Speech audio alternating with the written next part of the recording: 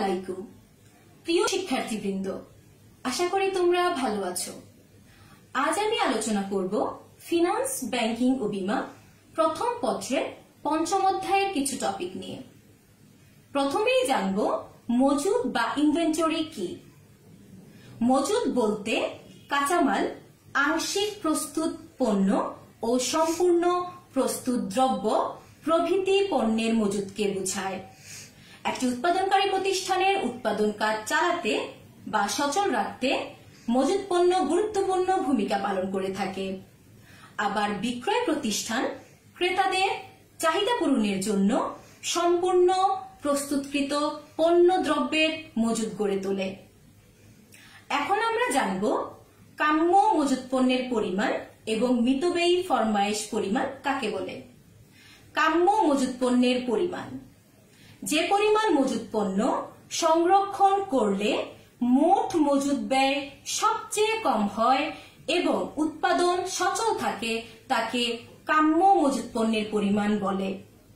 প্রতিটি প্রতিষ্ঠানের উচিত মজুদ পণ্যের পরিমাণ কাম্য স্তরে রাখা।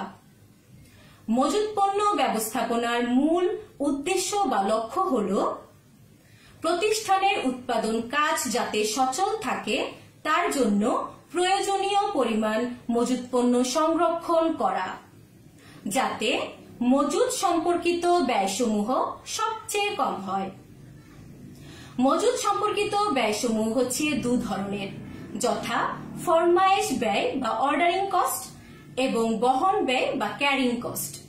ফরমায়েশ ব্যয় হচ্ছে ওই সব ব্যয় যা মজুদ করার জন্য যে পণ্যটিকে নির্দিষ্ট করা হয়েছে তা সংগ্রহ করার জন্য ব্যয় হবে।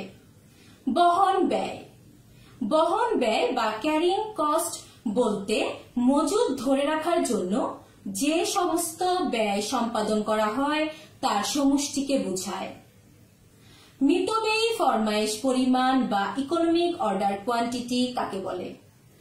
মিতব্যয়ী ফরমায়েশ পরিমাণ বা ইকোনমিক অর্ডার কোয়ান্টিটি হচ্ছে এমন এক ধরনের ফরমায়েশ পরিমাণ যেখানে পণ্যের বহন ও ফরমায়েশ ব্যয় সর্বনিম্ন হয়। এর অন্তর্ভুক্ত ব্যয়গুলো হচ্ছে ফরমায়েশ প্রদানের ব্যয়, পণ্য গুদামজাতকরণের ব্যয় এবং বহন ব্যয়। মিতব্যয়ী ফরমায়েশ পরিমাণ নির্ণয়ের সূত্রটি হচ্ছে economic order quantity equals to √2AO by C। এখানে EOQ বা ইকোনমিক অর্ডার কোয়ান্টিটি মানে হচ্ছে মিতব্যয়ী ফরমায়েশ পরিমাণ। এ মানে হচ্ছে অ্যানুয়াল ডিমান্ড ইন ইউনিটস বা বাৎসরিক চাহিদা এককে। ও মানে হচ্ছে অর্ডারিং কস্ট পার অর্ডার অর্থাৎ ফরমায়েশ প্রতি ফরমায়েশ ব্যয়। এবং সবশেষে সি মানে হচ্ছে carrying cost per unit per year অর্থাৎ প্রতি বছরে প্রতি একক ধারণ ব্যয়। এখানে একটি প্রশ্ন দেয়া আছে, লক্ষ্য করো।